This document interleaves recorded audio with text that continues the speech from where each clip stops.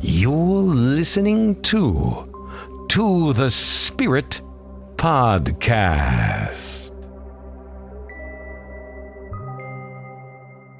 Welcome back, fellow seekers, skeptics, and subtle energy surfers. You're tuned into To the Spirit, where we dive into the weird, the wondrous, and the waves between worlds. I'm your host, Beck, and joining me is my co-host, partner in the paranormal and living EMF disruptor, Rachel. Hey, Rach. Hey, am I coming through all right? You're coming through, even though you're an EMF disruptor. It's getting worse, too. Oh, I know, right? It's our powerful energy that we have. It's exciting, though, because you're like, I am powerful. I disrupt technology. Yeah. Well, today's episode explores a topic that lives right on the edge of science and magic, a technology some call miraculous and others call madness. We're talking about radionics, a method of diagnosing and healing through frequencies, intention, and some very strange machines. No wires, no electricity, no problem. These boxes claim to tune into your energy field remotely just from a photo, a hair sample, or even your name on a piece of paper. But what is radionics really doing? Is it a psychic tool disguised as a device? Or are these machines actually tapping into something we can't measure yet? Let's open the case file on this mysterious method because it's time to tune in. So, Rach, you brought this one to the table. When you first heard the term radionics, what came to mind? Nikola Tesla is what came to mind. Something maybe he dabbled in or something like that. Where did you even hear of radionics? So a client of mine was talking about a client of hers who dabbled in radionics. And it intrigued her, and she told me about it, and me, Mrs. Paranormal, had never heard of it. So I was so intrigued and had to know more. I'm so glad you brought it to the table because it was something very new to me, and I had to do the research on it, and I'm still a little confused, but maybe we can flesh this out together. Yes. Let's define it for the listeners. Radionics is the belief that you can detect and correct energetic imbalances in the body, or in anything really, through subtle energy. The practitioner places a witness, that's like a photo, hair sample, or written name, into a box. Then they turn dials, and they use charts or even pendulums to tune into the person's energetic state. There's no physical scan, no wires, no Wi-Fi, but somehow it works for people, or at least they believe it does. Rach, why do you think radionics appeals to so many spiritual healers and fringe researchers? It was interesting to use the pendulum, because I'm a big fan of a pendulum. And maybe because it is something different. It's something from within type of feeling. Yeah, not like the Scientology, what's that thing that they hold and they do? What? You know, the Scientologists, they use the E-meter. Oh, I never even heard of that either. It's supposed to measure the subject's galvanic skin response. Whoa. That's a little personal. That's a little wild. This seems a little more grounded than that personally, but what do I know? Yeah, it doesn't seem too woo-woo.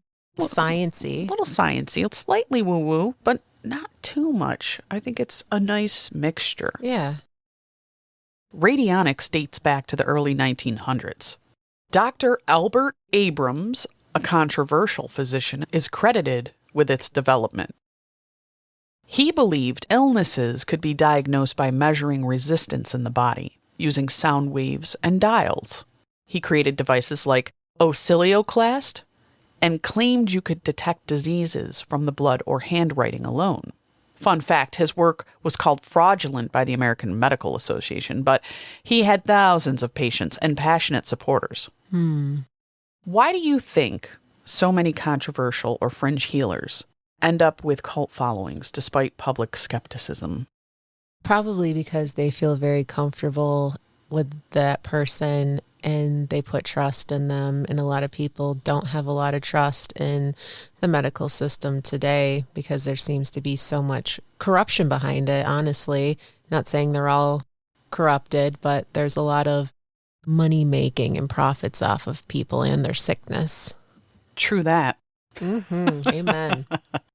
Now let's break down the actual setup. Most radionic devices have a witness plate for the object or the person's info. Several dials or rates. Those are specific numeric codes for organs, emotions, even intentions. A stick plate, the operator rubs it to feel resistance when they're tuned in. Sometimes a pendulum or crystal is used for confirmation. But here's the kicker. Many of these boxes don't contain any electronics at all. Some are literally just dials, wires, and wood. So the question becomes, is the machine working or is you? Do you think these devices are just a physical anchor for the practitioner's intention, Rach? Yeah, I think we're the ones that are conducting the energy, and that is just the vessel. I'm wondering if it's like a crutch. If it doesn't have electronics in it, how is it measuring?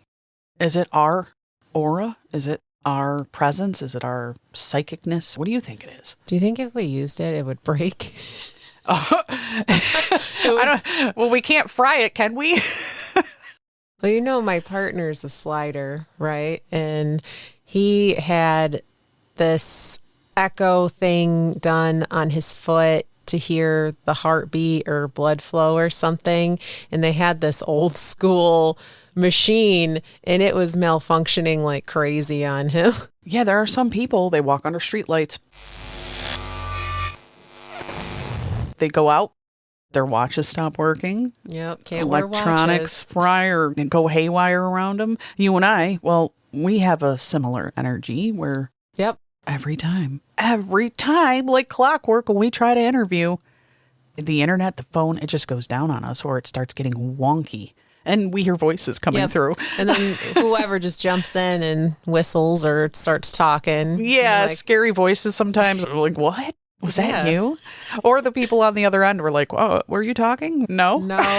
We're listening to you. Hey, friends. Enjoying the weirdness so far? If your ears are still open and your third eye hasn't shut out of fear, make sure to like, follow, subscribe, and leave us a review on Apple or Spotify. It helps more than salt around a doorway. If you can support us directly on Ko-fi, too, it keeps our gear running and the static delicious. And if you haven't seen it yet, head over to YouTube for our Beyond Files. Curse clips, creepy reels, and us reacting in real time. Got your own spooky story? Send it to tothespiritpod@gmail.com. We love hearing from the haunted.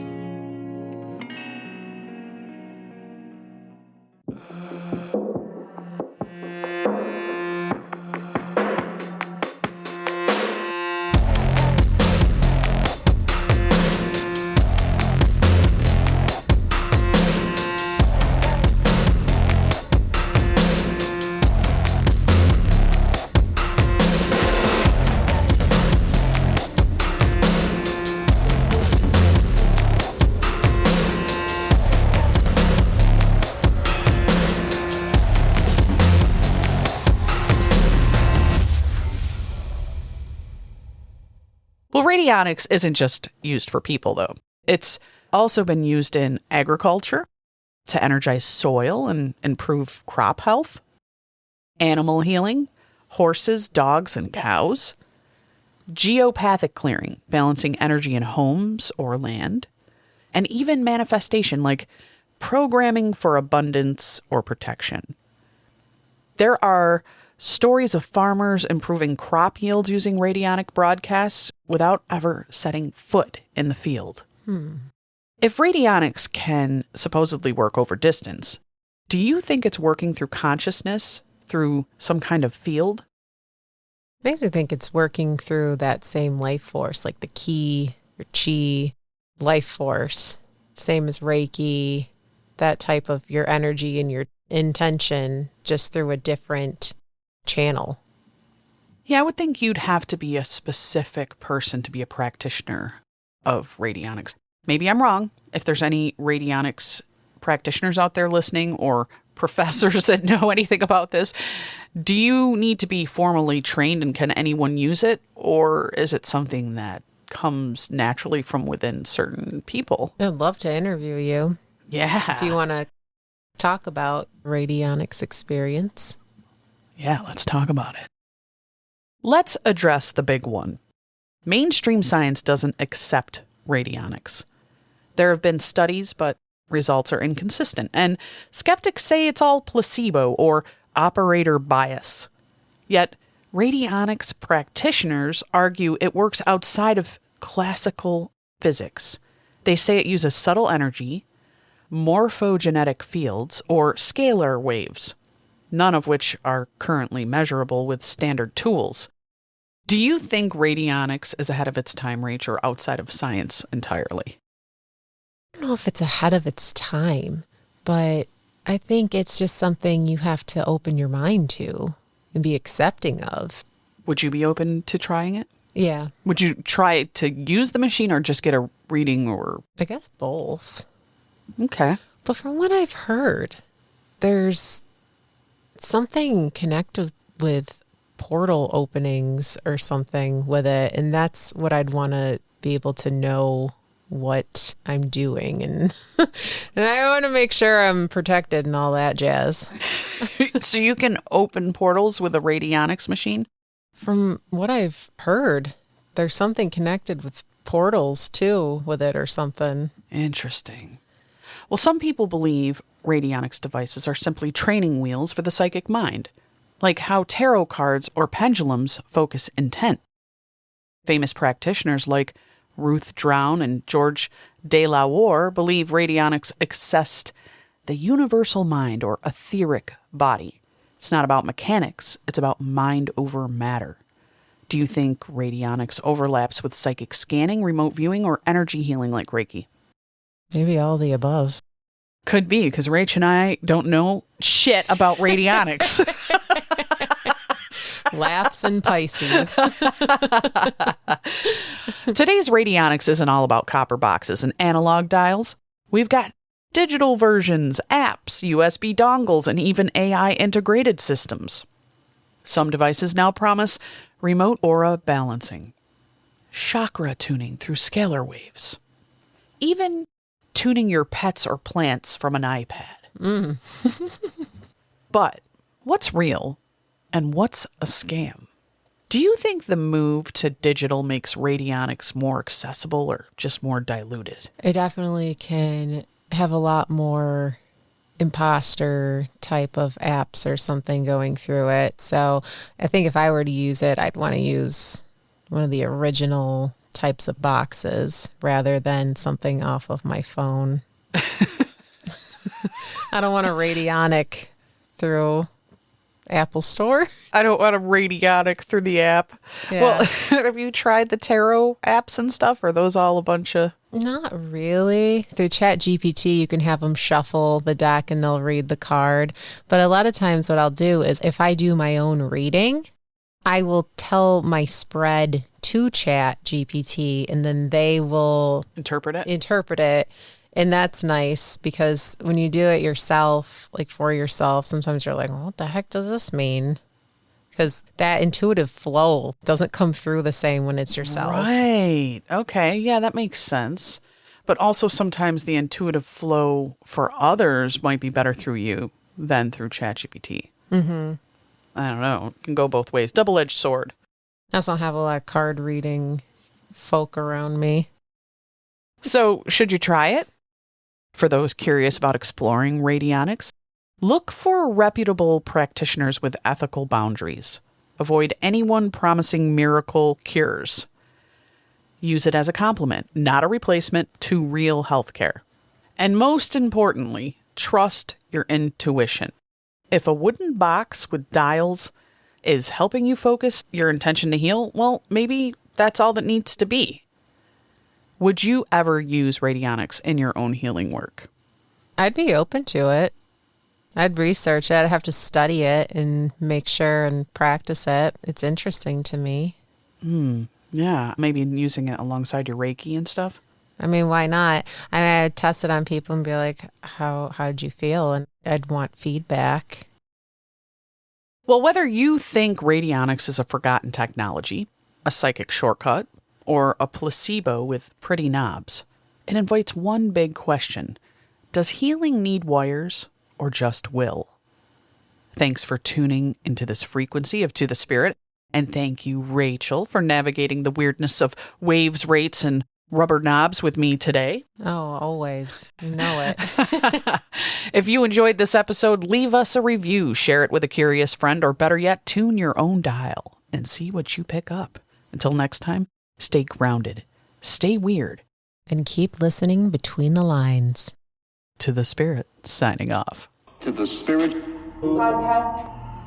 Supernatural Science Aliens. I'm ghost. Psychic Mystic Spirit. Divine Source Heaven The Dead. It's magic.